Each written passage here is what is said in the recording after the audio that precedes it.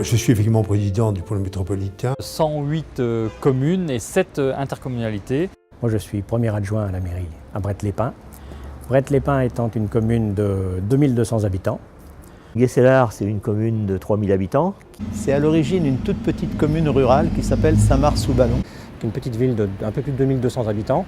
C'est une commune composée d'environ 3000 habitants, mais qui comporte aussi des petites communes en périphérie.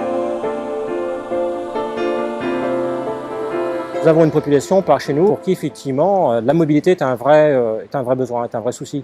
On constate que nos habitants de ces territoires-là ont des problématiques de transport. Les gens, ils ont besoin, parce qu'ils ont des services, de bouger. Ils n'ont pas forcément une voiture, c'est contraignant. Finalement, il y a un besoin de mobilité, je dirais, plus souple. Les horaires ne correspondent pas toujours à l'offre actuelle de mobilité collective qui existe sur le territoire. Ce que l'on souhaite en termes de mobilité actuellement, donc on a un service de car mais qui n'apporte pas entière satisfaction aux habitants, c'est pouvoir leur apporter une autre façon de se bouger sur le secteur de la commune. Pour faire que le monde, quel que soit l'endroit où ils habitent, urbain, périurbain ou rural, on ait la même capacité de mobilité. Voilà ce qui peut permettre de maintenir sur un territoire des personnes qui sont dispersées.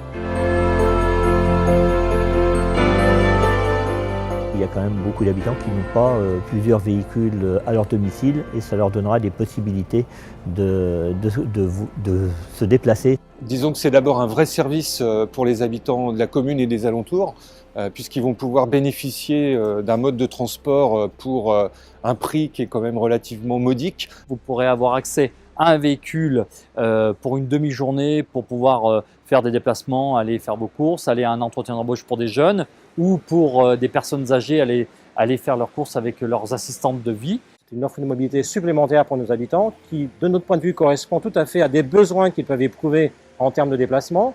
L'idée de l'autopartage, c'est d'abord l'utilisation de moins en moins personnelle d'un véhicule qu'on peut partager à peu de frais et avec un minimum de pollution. À une époque, le train arrivait vers les campagnes, l'exemple est un peu ancien, mais actuellement la voiture électrique arrive aussi dans les campagnes, donc ça peut le faire. Dans les années 50, il n'y avait pas de voiture, vous faisiez du stop.